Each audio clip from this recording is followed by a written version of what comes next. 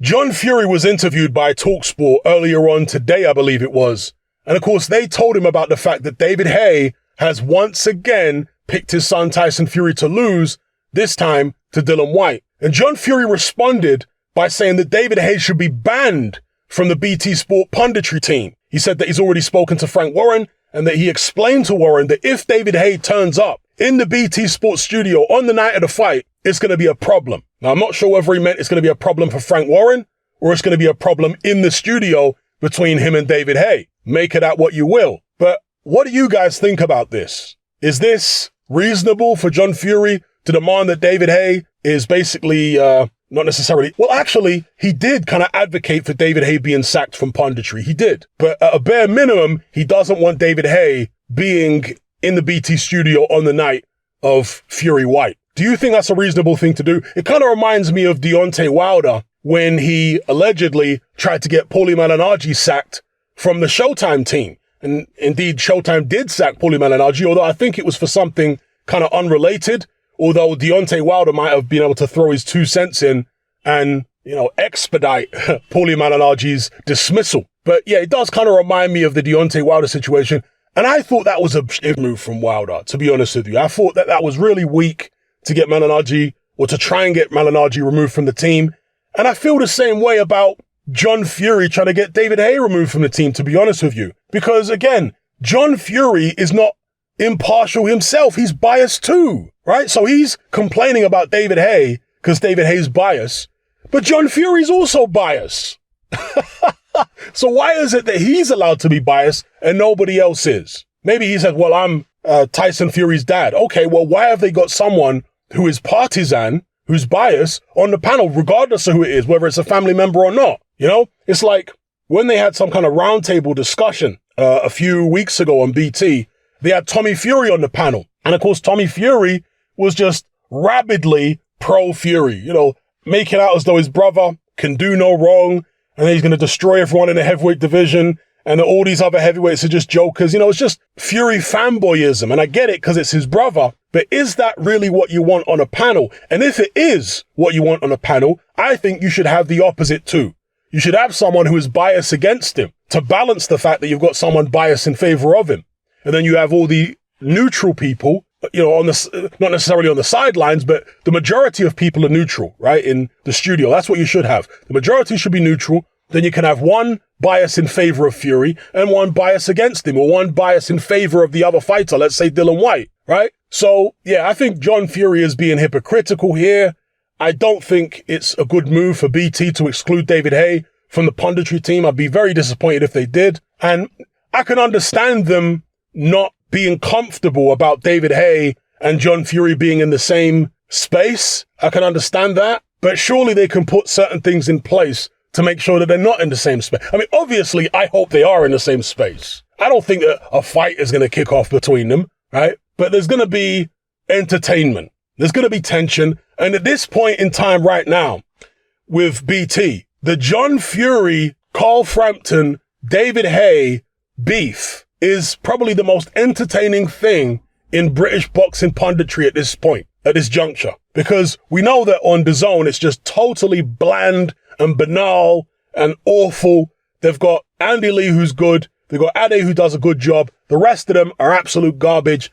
No disrespect to them. They might be wonderful people, but in terms of in a professional capacity, it's just bland, media trained, and it's not interesting at all.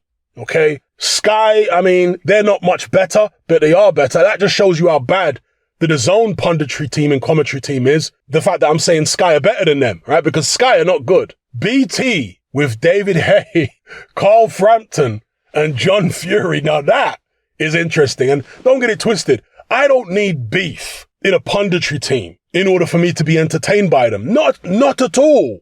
Not at all. You can have plenty of entertainment in a punditry team without there being beef between various parties. Although, sometimes the beefs are funny, like George Foreman had a long running kind of little beef with Larry Merchant for a while. That was kind of funny. When I say beef, it was kind of like a clash of personalities rather than a beef. And of course, Roy Jones even had his little spats with Larry Merchant. And again, it keeps things interesting because you can't expect every single fight on the bill to be entertaining. And therefore, you're going to be reliant on the commentary and the punditry team having banter, you know? That's what you're going to be reliant on to get you through the show and entertain you all the way. It's part of the entertainment. That's what it is. You can't just rely on the fights. You need to take it up to the next level. You know, Eddie Hearn's always talking about changing the game and taking it up to the next level. Well, changing the game would be giving us entertaining characters as part of your punditry team. That would be changing the game. That would be taking it up a level. Yeah. But of course, Eddie Hearn hasn't done that. And I've been racking my brains to try and understand why he hasn't done it. Is it because of the DAZN bigwigs? They only want these, you know, miscellaneous, generic, media-trained, NPC, lack of personality pundits? Is it the people above Eddie Hearn's pay grade that have decided on this? Is it a combination of Eddie Hearn deciding and them deciding? Or, and I'm not saying this is the case, but I'm just trying to rack my brains, is it a case of Eddie Hearn not wanting to be outshone in the charisma department? Because Eddie Hearn himself is a character, he's charismatic, he's got banter and so on. Maybe it's one of them situations where you got a group of friends and one of them is way better looking than all the others. And so they're like, you know what? I don't want to go raving with this person because they're going to get all the girls. Or if it's a girl, they're going to get all the guys. Do you know what I mean? And so maybe Eddie Hearn doesn't want anybody to outshine him in terms of charisma because he wants to be the one that stands out. If he brings in a bunch of other charismatic people, you know, maybe he'll feel funny about the fact that they're a bigger star or more popular with the audience than he is. To be honest, I don't think it's that. I don't think Eddie Hearn's that insecure. Maybe I'm wrong. Maybe he is that insecure. I don't think it's that, but I'm just throwing ideas out there because I can't understand why they would have such a bland team over there at DAZN. Such a bland team that it makes the Sky team look vaguely interesting. You know, that's how bad it is. So thank God for BT at this point in terms of their part. And when it comes to their commentary, John Rawling, awful. Barry Jones, you know, he's all right, little cheeky chappy. He's cool. But when it's the pundits in studio, that's where the real fun is. With John Fury, Carl Frampton, David Haye. One caveat I will add to Sky is at least they got Carl Froch back. And somebody in the comment section of one of my videos said that I was very critical of David Haye and Carl Froch during their boxing careers, which of course I was. But as pundits, I like them. Yeah, I think as a pundit, Carl Froch has actually come into his own as a character. I think he's far more entertaining as a character after his boxing career is over than he was during his boxing career. And with David Haye, I liked David Haye, the character, more towards the end of his career. Earlier on in his career, I just found him annoying because he would call people out and he would talk rubbish about people and then he'd avoid them and not fight them like he did with the Klitschko's for so long. I just found that really annoying. You know, I like trash talk. I like bombastic personalities and outrageous stuff. But if you're going to be that way and if you're going to talk a load of trash, I'm cool with it. I like it as long as you're actually going to follow it up and fight the guy. Whereas David Haye was doing it and then trying to gaslight the public into thinking that it was Klitschko that was running from him when it was the other way around.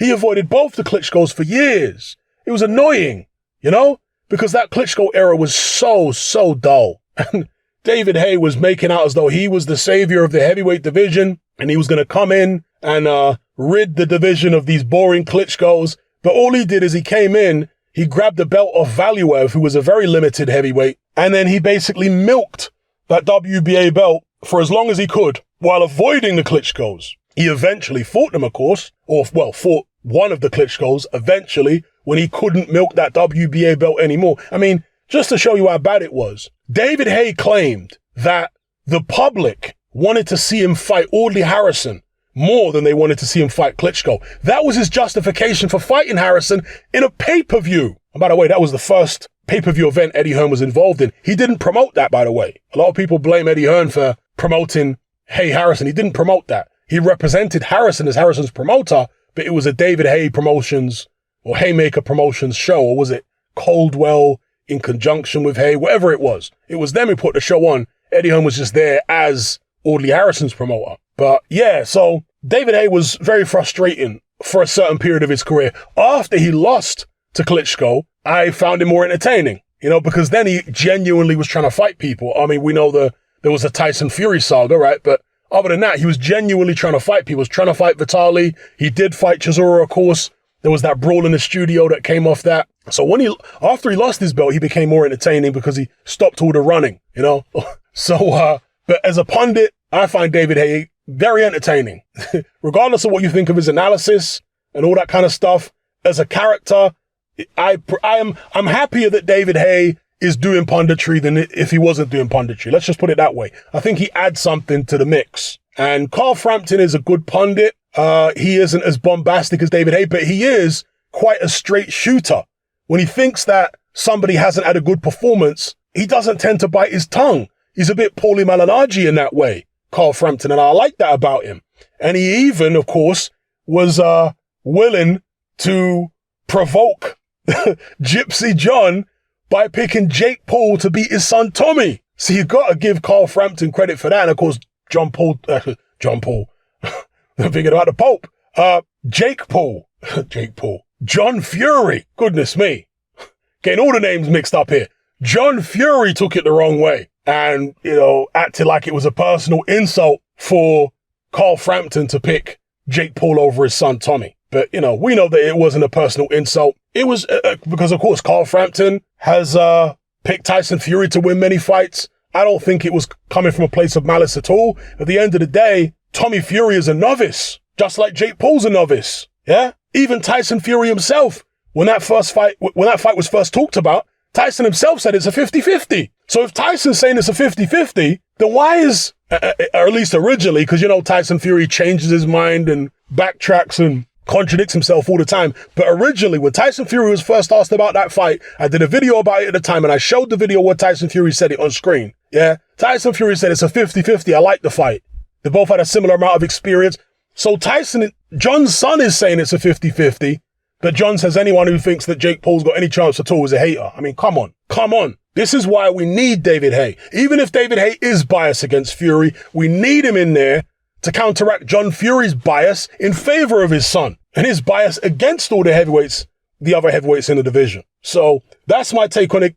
Give me your take in the comments below. What do you think about John Fury trying to get David Haye banned from the BT Sport punditry team? Do you think that's a reasonable thing to do?